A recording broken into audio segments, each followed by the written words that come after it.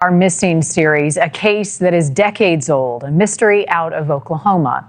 Lauria Bible and Ashley Freeman were best friends together on the night of December 29th, 1999, celebrating Ashley's 16th birthday.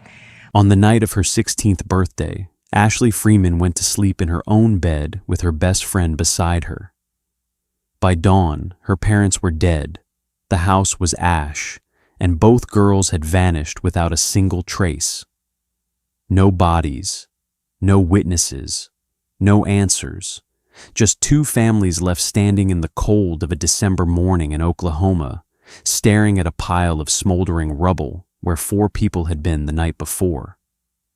For nearly 2 decades, the case went nowhere. But one mother, with no money, no power, and no platform, refused to let the world forget.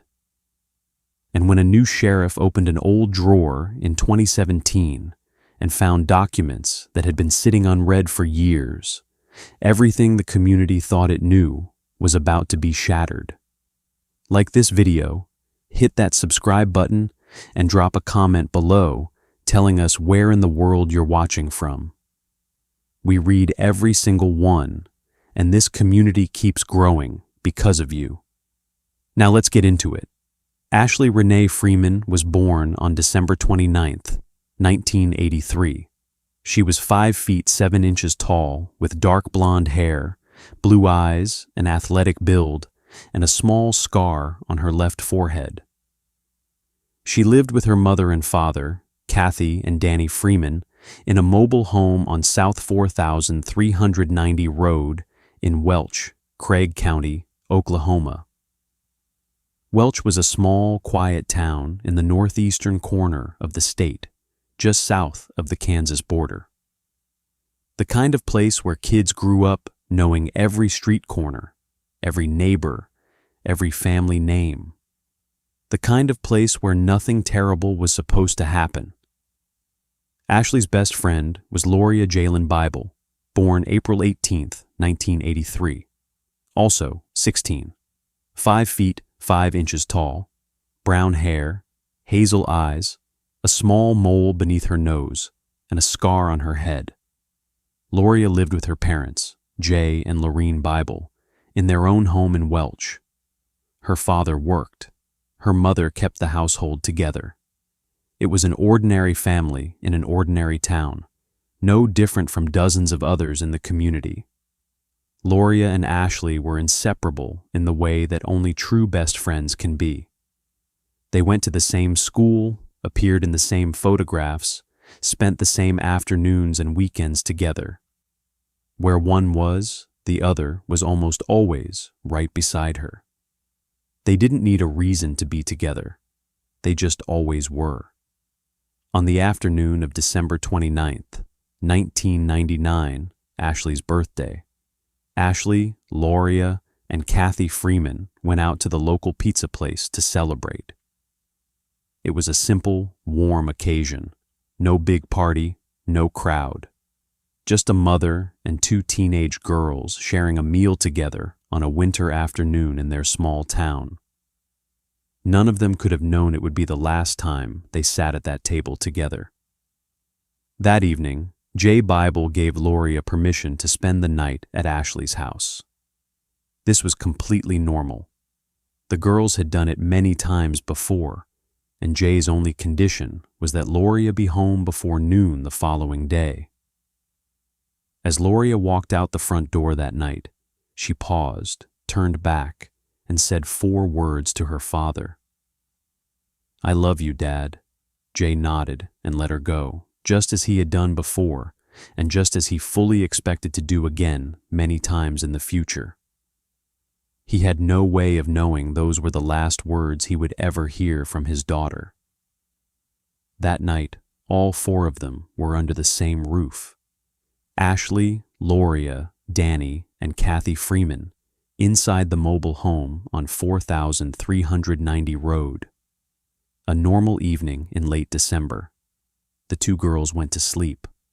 Across town, Jay and Lauria Bible settled in for the night, knowing Lauria was at her best friend's house, one of the safest places she could be. No one had any reason to worry. No one felt anything was wrong.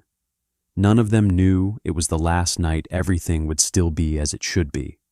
At approximately 5:30 in the morning on December 30th, 1999, a driver passing the Freeman property on 4390 Road noticed the mobile home completely engulfed in flames and called 911. When Welch firefighters arrived, they encountered a scene they were not prepared for. The structure was almost entirely consumed. The fire had burned with extreme heat and speed, destroying nearly everything inside long before anyone arrived to stop it. Once the fire was out and firefighters began searching through the still smoking debris in the cold of that late December morning, they found Kathy Freeman's body on the bedroom floor. She had been shot in the head. The fire was immediately ruled as arson, not an accident, not an electrical fault. Someone had come to that house during the night, killed Kathy Freeman, and deliberately set the building on fire to hide what they had done. Craig County Police conducted a systematic search of the entire debris field and found no trace of Ashley or Lauria. No second body, no clothing, no personal belongings belonging to the girls.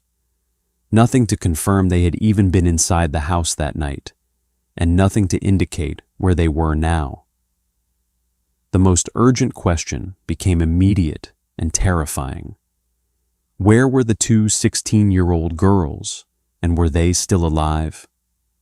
Lauria and Lauria Bible received the phone call that morning. The Freeman house had burned. Kathy was dead. There was no trace of Lauria anywhere in the wreckage or in the surrounding area. Jay heard those words and remembered the last thing his daughter had said as she walked out the door the night before. "I love you, Dad." He had let her go without a second thought, the same way any father would. He didn't know it would be the last time. With only Kathy's body found and no sign of Danny or the two girls in the ashes, investigators followed the most logical theory available based on what they had. Danny Freeman had killed his wife and fled, possibly taking Ashley and Lauria with him. It wasn't an unreasonable conclusion. It followed a pattern investigators recognized from other domestic cases. Police began searching for Danny across the region and reached out to neighboring states. Lauria Bible never believed it. She knew Danny Freeman the way people in small communities know each other. She knew the kind of man he was, and she knew he was not capable of what police were suggesting. She couldn't prove it in those early days, but she knew that while authorities pursued that theory, whoever had actually done this was walking free somewhere in northeast Oklahoma.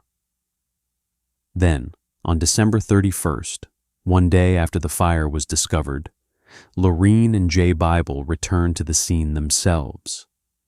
They walked through the ash and wreckage looking for anything investigators might have missed. And what they found changed everything. Danny Freeman's body was there, right next to Kathy's, in the same bedroom. The fire had burned so intensely that his remains had merged into the debris, so thoroughly destroyed that the initial police search had passed over him without realizing what they were stepping near. Lauria later described what she saw as a body with no face left. They immediately called police. Danny Freeman had also been shot in the head, execution style. The theory that he was the perpetrator collapsed in that moment, and with it, the entire direction the investigation had been following. This was not a domestic killing. This was a quadruple homicide carried out in a single night. 2 victims found in the ashes. 2 victims, 2 16-year-old girls, with no trace at all. Craig County Police and the Oklahoma State Bureau of Investigation expanded the case. But they had almost nothing to work with. No witnesses had seen a vehicle parked near the Freeman home that night. No one had seen anyone arrive or leave. The fire had consumed most of the physical evidence that might have pointed to a specific suspect. The case had 4 victims, 2 burned bodies, 2 missing girls, and no clear path forward. If you're still watching at this point, drop a comment with the words, "I'm still here." Let's see who's truly following this story all the way through, because what comes next is where this case gets even harder to believe. In the years that followed, 2 separate confessions emerged and gave the Bible family hope before ripping it away each time. Tommy Lynn Sells, a convicted serial killer already on death row, confessed to killing Ashley and Lauria and offered details about the case. Investigators pursued it seriously and ultimately concluded the confession was not credible. The details did not align with the evidence. Sells recanted. Then came Jeremy Jones, a murderer and rapist who had lived in Miami, Oklahoma, not far from Welch. His confession came with specific and convincing-sounding details. Investigators checked every one of them. Then they found something that ended the lead completely. Arrest records confirmed Jones had been taken into custody by police at 4 a.m. on the day of the fire, at a location more than 18 miles from the Freeman property. He was physically incapable of having been at the scene at the time of the crime. Jones recanted. He is currently on death row in Alabama for unrelated offenses. Each confession had arrived like a lifeline and been snatched away. The case fell into a long, painful silence. Nearly 2 decades passed. The questions never changed. Who came to that mobile home in Welch on the night of December 29th, 1999? And where were Ashley Freeman and Lauria Bible? Lauria Bible was not a wealthy woman. She had no political connections, no media platform, no resources beyond herself and her determination. But she had something that could not be bought or exhausted. She refused to stop. Every year, around the end of December, she sat in front of a camera and told the story again. She appeared on local news programs, on national media, on every anniversary of the night her daughter disappeared. She cooperated with every journalist, writer, and private investigator who came asking questions about the case, because she understood that the right person asking the right question at the right moment could be the one to change everything. She never accepted "we don't know" as a final answer without asking what comes next. She also opened a secondhand shop called Pooh's New Barely Used in Vinita, Oklahoma, and every dollar of profit beyond operating costs went directly into a scholarship fund named after Lauria and Ashley.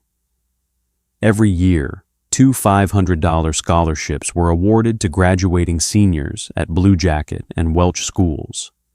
The same schools Ashley and Lauria had attended.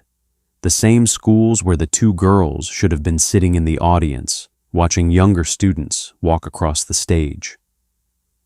In 2010, the Freeman family filed a legal petition to have Ashley declared dead, 11 years after she vanished on the night of her birthday. It was one of the most painful kinds of decisions a family can face, officially acknowledging before the law what the heart had known for years but never wanted to say out loud. Lauria Bible was never declared dead. Lorene kept her daughter's legal status unchanged, because as long as Lauria's body had not been found, Lorene believed there was still something left to search for. In December of 2017, newly elected Craig County Sheriff Heath Winfrey did something none of his predecessors had done. He reviewed every document and piece of material left behind in the office from previous administrations. During that review, he found a collection of notes and investigative documents from the Freeman Bible case that had been misfiled, never properly transferred when administrations changed, and left sitting untouched for years while the case technically remained open. Investigator Gary Stansel from the district attorney's office took the documents and went to work immediately. He later told the press that those notes were extremely valuable, that the information inside created leads which led to further leads, and that this was how many cold cases were ultimately solved. Not through new technology or new evidence appearing out of nowhere, but through someone sitting down and carefully reading things that had existed for a long time, but had never been properly followed up on. Those documents led Stansel to people who had never been officially interviewed, acquaintances of those involved, people who had lived in the same area during the years following the crime, people who had heard things said in private, seen things they didn't know what to do with, and had been living with that knowledge for years. Some of them had heard people connected to the case bragging openly about what they had done. Some had seen physical evidence and been directly threatened to keep their mouths shut. They had stayed silent, and they had stayed silent for a real reason. They were afraid. Afraid of specific people who had made specific, credible threats against them. But time had shifted things. Some of those people who had done the threatening were now dead. Enough years had passed between them and the original events that speaking felt safer than it once had. And now there was an investigator standing at their doors, asking the right questions at the right time. They were ready to talk. More than 12 witnesses, drawn from entirely different parts of the social circle surrounding this case, with no coordination between them, confirmed matching details about what happened on the night of December 29th and the early morning hours of December 30th, 1999, and in the days that followed. Not one person with a story, not two people with overlapping accounts. More than a dozen people from separate sources confirming the same facts in a way that could not be explained by coincidence. From those statements, investigators identified 3 suspects: Warren Philip Welch II, David A. Pennington, and Ronnie Dean Burgess. Welch had died in 2007. Pennington had died in 2015. 2 of the 3 people believed responsible for the deaths of 4 people on the night of Ashley Freeman's 16th birthday were already beyond the reach of any courtroom. But one was still alive, and after nearly 2 decades of silence, of false confessions, of lost documents and stalled investigations, of one mother standing in front of camera after camera, refusing to let 2 girls be forgotten, the investigation finally had somewhere to go. If this story moved you, do something with that feeling right now. Like this video.